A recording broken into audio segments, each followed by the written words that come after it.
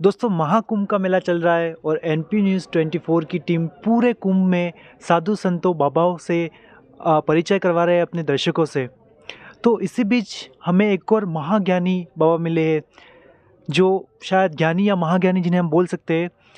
तो आइए करते हैं उनसे कुछ पूछताछ और करते हैं उनसे कुछ सवाल जवाब और जानते हैं उनके बारे में। बाबा जी, कैसे हैं आप? हम अच्छे हैं। क्या नाम है बाबा जी आपका? महंत नरेश गिरी है मेरा नाम। मेरी दीक्षा भूमि राजस्थान बीकानेर जिले में नोखा तहसील में सिंगाड़ का धौरा श्री महंत महामंत्री पद्मगिरी जी महाराज का कृपापात्र शिष्य हूँ।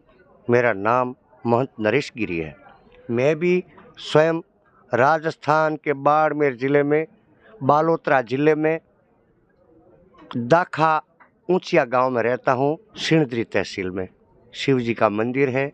रणछोड़ गिरी जी महाराज की जीवित समाधि है, वहाँ पर मैं निवास करता हूँ। बाबा जी, क्या आप नागा साधु है? हाँ, मैं नागा साधु हूँ। सन 89 में महाकुंभ प्रयागराज में मेरे संस्कार हुए और मेरी नागा दीक्षा विधि हुई। तो बाबा जी, ये जो नागा साधु है, आखिर ये इनको बनाया क्यों गया? इनकी जरूरत क्या थी धरती पर? क्या थोड़ा आप हमें बता सकते हैं अपने दर्शकों को? जी, मेरी मति के अनुसार मैं बता सकता हूँ। जब सनातन धर्म का अपप्रचार करने लगे विधर्मी लोग, तब उस काल में आज से करीब 2500 से ज़्यादा वर्ष पहले श्रीपाद गौड़ गोविंदाचार्य जी के सानिध्य में भगवान शंकर ने कालड़ी गांव में अवतार लिया और भगवान शंकर श्रीपाद गौड़ गोविंदाचार्य जी के शिष्य बने और उन्हीं के मार्गदर्शन में उन्होंने जैन और बौद्ध साधुओं को पराजित किया और उन्होंने सनातन दिग्विजय किया।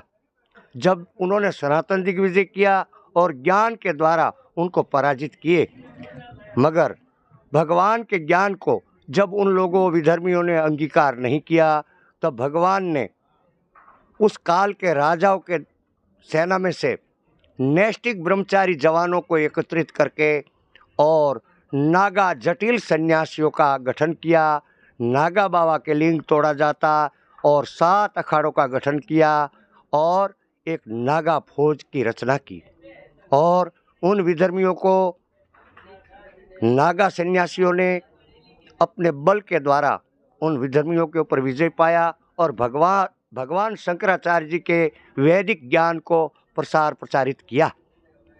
और नागा साधु उस काल की भी ज़रूरत थी और आज से 200 साल पहले तक, जब तक यहाँ पर रियासत काल था, रियासत काल में जो हिंदू राजाओं को कोई विधर्मी सताता था तो उनको हमारे साधु संतों का सेना ने उनको पराजित करके और हिंदू प्रजा तथा सनातन धर्म को मानने वाली प्रजा की आत्मरक्षा के लिए हमारे संत महात्माओं ने हजारों साल से बलिदान देते आए हैं और आगे भी बलिदान देने की क्षमता रखते हैं।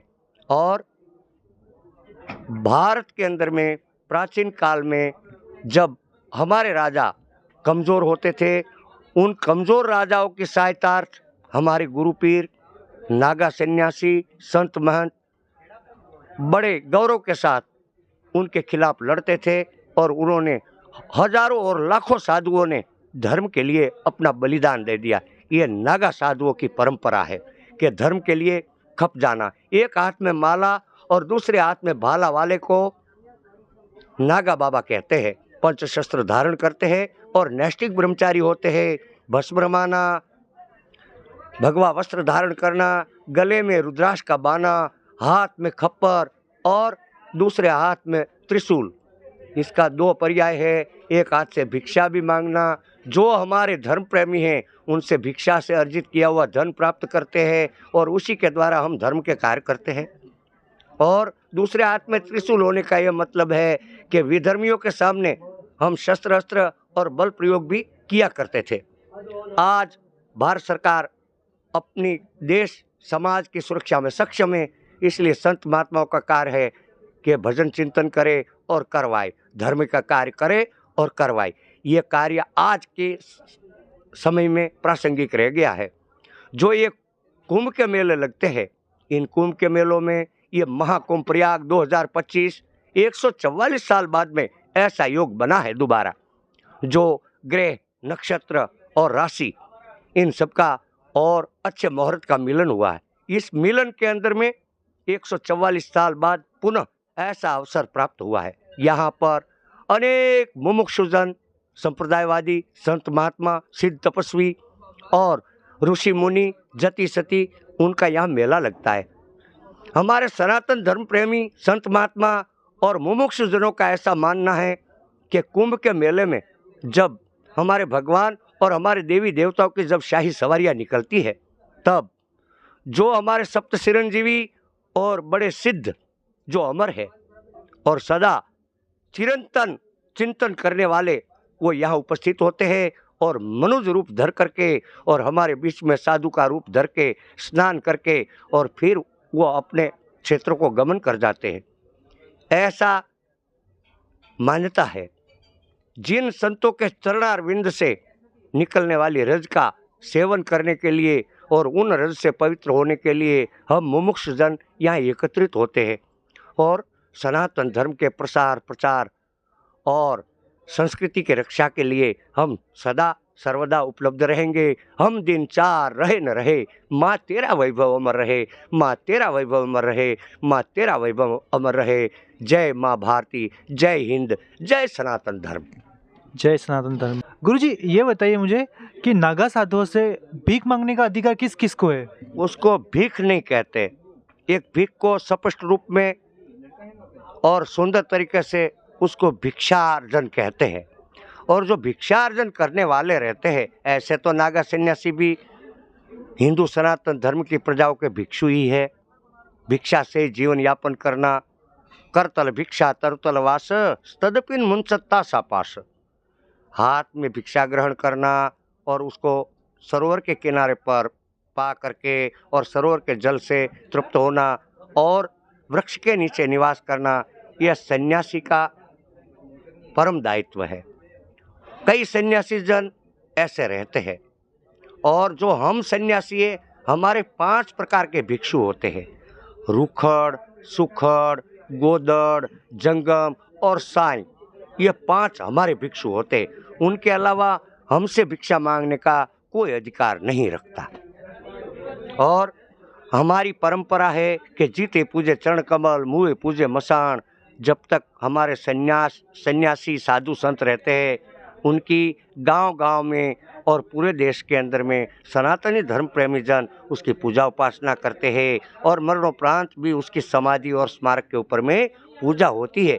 और सन्यासी को शिव का रूप माना गया है, इसलिए मरणोपरांत उसकी समाधि के ऊपर में शिवालय बिठाया जाता है, नंदी बिठाया जाता है और उसकी पूजा उपासनाएं गांव-गांव के अंदर में सनातनी धर्म प्रेमी प्रजा करती है और आगे भी करती रहेगी, ऐसी हमारी अपेक्षा है।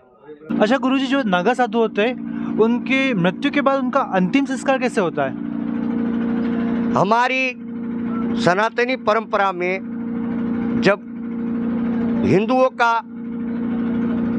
अनेक समाज के अंदर में जब पिता मरता है तो 12वां होता है, माता मरती है तो 11वां होता है, वैसे जब सन्यासी का देहांत होता है और नागा बाबा का जब देहांत होता है तो उसको विधि विधान से समाधि दे करके उसके 16वें दिन उसकी विधि की जाती है और भंडारा, उसको षोडशी भंडारा कहते हैं। और रहा समाधि का विधान, तो समाधि में 5 वस्तुओं के साथ उसको भूषित करके और फिर उसकी समाधि दी जाती है। उनमें खड़ाऊ, रुद्राक्ष, भगवा, लंगोटी और भस्मी और साथ साथ मट्टी का खप्र और दीपक। मरणोपरांत भी सन्यासी मरने पर कोई रोया नहीं करते। जितना घर में शादी ब्याह होता है उससे भी विशेष जब संत का मृत्यु होती है तब खुशी मनाई जाती है और मरणोपरांत भी उसको शिव के रूप में पूजा जाता है और उनकी सूक्ष्म समाधि विधि होती है जो साधारण रूप से हर जगह वो व्यवस्था प्रोवाइड होती है। जलपात्र, पावड़ी, खड़ाऊ, रुद्राक्ष, भगवा, लंगोटी और दीपक और मट्टी का खप्र, ये हमारी मरणोपरांत उनकी समाधि विधि में ये सब उपयोग में लिया जाता है। और प्रत्येक वस्तु को उपयोग में लेने के लिए उसके मंत्र होते हैं। भगवान दत्तात्रेय के द्वारा प्रतिपादित किए हुए श्रेष्ठ मंत्रों के द्वारा उसको समाधि दी जाती है। वही समाधि को पूजनीय माना जाता है। और ऐसे तो प्रत्येक संत पूजनीय होता है और मरणोपरांत उसका स्मारक भी पूजन का पात्र है, क्योंकि हमारे यहाँ हमारे भगवान रामचंद्र जी ने भी उन सब मर्यादाओं का पालन किया है कि प्रात काल उठी रघुनाथा, मात पिता गुरु नावई माथा। माता पिता और गुरुजन और हमारे वडील जनों का हमारे प्रत्येक हिंदू सनातन धर्म को मानने वाला बालक उनका मर्यादा करता है और वंदन करता है। और हम लोग गाय भाई ब्राह्मण और साधु ये हमारे आदरणीय हैं, वो हमारे आदर्श है। प्रत्येक हिंदू सनातन धर्म को मानने वाले का ये चारों ही आदर्श है। गाय भाई ब्राह्मण और साधु ये सदा सर्वदा हमारे लिए अवश्य और आदरणीय रहते, ये हमारे आदर्श है। तो दोस्तों ये थे कुंभ के महाज्ञानी नरेश गिरी जी महाराज, और ऐसे ही महापुरुषों से हम आगे भी आपसे मुलाकात कराते रहेंगे। तब तक आप देखते रहिए NP News 24।